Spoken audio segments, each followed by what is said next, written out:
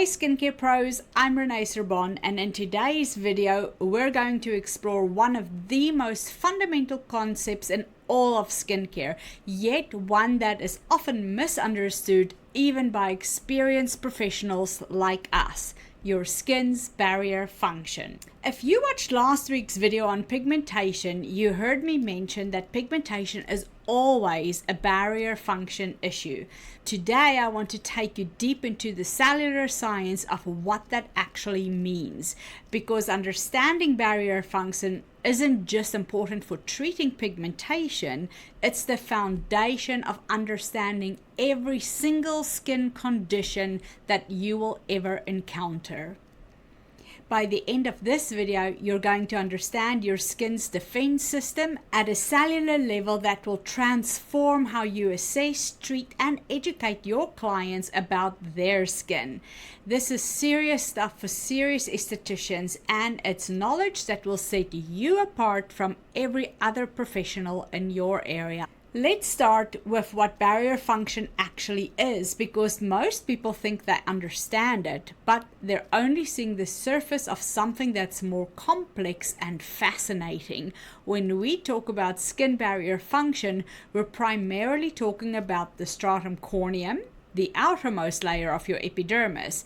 But this isn't just a simple protective layer, it's one of the most sophisticated biological systems in your entire body. The stratum corneum is often described using the brick and mortar analogy, where the corneocytes are the bricks and the lipid bilayers are the mortar. But this analogy, while helpful for basic understanding, actually undersells the incredible complexity that's happening at a cellular level. From a cellular science perspective, the stratum corneum is a dynamic, living system that's constantly adapting to environmental changes, regulating water loss, preventing the penetration of harmful substances, and communicating with deeper layers of the skin about what's happening in the external environment. The corneocytes themselves aren't just dead skin cells, they're highly sophisticated and specialized cellular structures that have undergone a complex process called cornification. During this process, living keratinocytes transform themselves into these protective structures, filling themselves with proteins like filaggrin and involucrin, and surrounding themselves with a cornified envelope that's actually stronger than many synthetic materials. But here's where it gets really interesting. The lipid bilayers between these corneocytes aren't just passive barriers, they're active regulatory systems. These lipids are constantly being produced, modified, and organized by living cells beneath them, and they're responding to environmental conditions in real time. Now, why is understanding barrier function so crucial during the summer months? Well, that's because summer months present a unique set of challenges to barrier function that most people, including many professionals, don't fully understand. The first challenge, number one, is heat. When environmental temperatures rises, our skin's cellular processes speed up. This includes the production of sebum, the rate of cellular turnover, and the activity of enzymes that are involved in barrier maintenance. While this might sound like a good thing, it actually creates a state of cellular stress that can compromise barrier function. Think about it from a cellular perspective.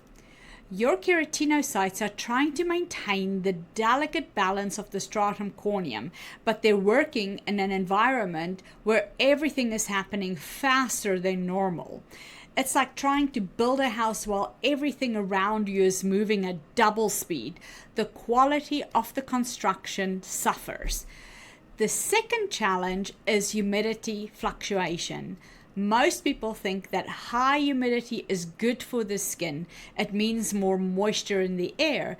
But from a barrier function perspective, the rapid changes in humidity are actually more problematic than consistent low or consistent high humidity. Your skin's barrier system is designed to adapt to environmental conditions, indeed, but it needs time to make those adaptations at a cellular level. When you move from air-conditioned environments to hot, humid outdoor conditions multiple times a day, your barrier system is constantly trying to recalibrate. The lipid bilayers need to adjust their composition and organization. The natural moisture factors need to be redistributed, and the cellular processes that maintain barrier integrity need to adapt to new conditions. The third challenge is the one that most people completely overlook, and that is sweat. We think of sweat as just water and salt, but sweat actually contains a complex mixture of compounds. It includes urea, lactate, and various minerals. When sweat sits on the skin for extended periods, especially under occlusive clothing or sunscreen, it can disrupt the pH balance of the stratum corneum and interfere with the enzymatic processes that maintain barrier function. But here's the most important summer barrier challenge: UV radiation. You guessed it. And I'm not just talking about the obvious damage from sunburn. UV radiation affects barrier function at the cellular level in ways that most people don't understand. UV exposure increases the production of inflammatory mediators in the skin, and these inflammatory mediators interfere with the normal processes of barrier maintenance and repair. So let's dive deeper into the cellular mechanism of barrier function, because this is where the real understanding comes from, and this is what separates serious aestheticians from those who are just following protocols without understanding why. The maintenance of barrier function depends on three key cellular processes: lipid synthesis, protein production, and enzymatic regulation. Each of these processes is happening continuously in the living layers of our epidermis, and each one can be disrupted by the environmental changes we face during summer. Now, lipid synthesis occurs primarily in the stratum granulosum, where specialized organelles called lamellar bodies produce and package the lipids that will form the barrier between the corneocytes at the end of the cornification process. These aren't just any lipids, they're very specific types: ceramides, cholesterol, and free fatty acids in very precise ratios. The cellular machinery that produces these lipids is sensitive to temperature, oxidative stress, and inflammatory signals. During summer, increased heat and UV exposure can disrupt this lipid synthesis process, and the enzymes involved in ceramide production becomes less efficient. The ratio of the different lipid types can shift, and the organization of these lipids in the stratum corneum can therefore become compromised. So this is why summer skin often feels different, even when you're using the same products. Protein production is equally important for barrier function. Filaggrin breaks down into natural moisturizing factors and is produced by the keratinocytes as they move up through the epidermis. The amount and quality of filaggrin production is influenced by the environmental factors, genetic factors, and the overall health of the cellular environment. Summer heat and humidity can therefore affect filaggrin production and the breakdown of the filaggrin as well. Too much heat can accelerate the breakdown process, leading to a temporary increase in natural moisturizing factors, but also depleting the reserves more quickly. This is why skin might feel soft and hydrated initially in summer heat, but then become more dry and tight later on. The third process is enzymatic regulation.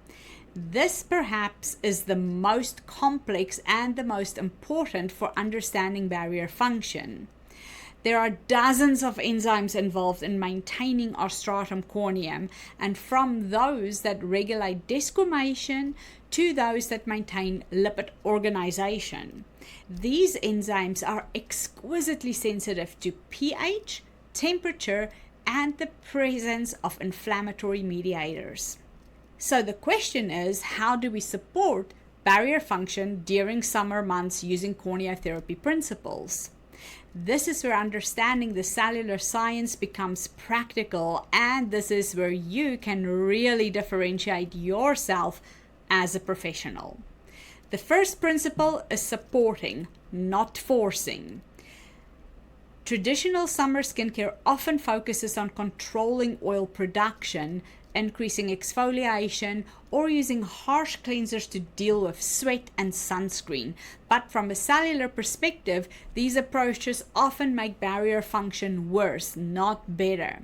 Instead, we want to support cellular processes that maintain that barrier function, and this means using ingredients that provide the building blocks for lipid synthesis and support protein production, and last but not least, that help maintain the optimal environment for enzymatic processes, so critical for barrier formation. From a cosmetic chemistry perspective, this means choosing ingredients that are biocompatible with the skin's natural processes. Phospholipids, for example, that can integrate into the lipid bilayer, or amino acids that support protein synthesis, and gentle acids that maintain optimal pH without disrupting enzymatic function. The second principle is adaptation support. Your skin's barrier system is designed to adapt to environmental changes, but it needs support during the adaptation process, and this is especially important during the summer when environmental conditions are changing rapidly and frequently. It means using formulations that can provide temporary barrier support while the skin's own systems adapt. Occlusive ingredients that can fill the gaps in the lipid bilayers, humectants that can help maintain hydration during the adaptation process, and antioxidants that can protect the cellular machinery from oxidative stress. The third principle is gentle enhancements. Summer is not the time for aggressive treatments that disrupt barrier function. Instead, it's the time for treatments that gently enhances the skin's natural processes. This might mean using lower concentrations of active ingredients or choosing gentler delivery systems, even focusing on supportive treatments rather than corrective ones. As a professional, how do you assess barrier function in your clients, especially during summer when barrier challenges are more complex? This is where understanding of cellular science becomes a practical tool that sets you apart from other professionals. Visual assessment is your first tool. Healthy barrier function has a specific visual characteristic. The skin should have a smooth, even texture without visible flaking or roughness. The surface should be subtle, natural luminosity, not the artificial shine that comes from excess oil or the dullness that comes from barrier compromise. During summer, you're looking for signs of barrier stress, areas of uneven texture, patches of dryness despite high humidity, or areas that look shiny but feel tight.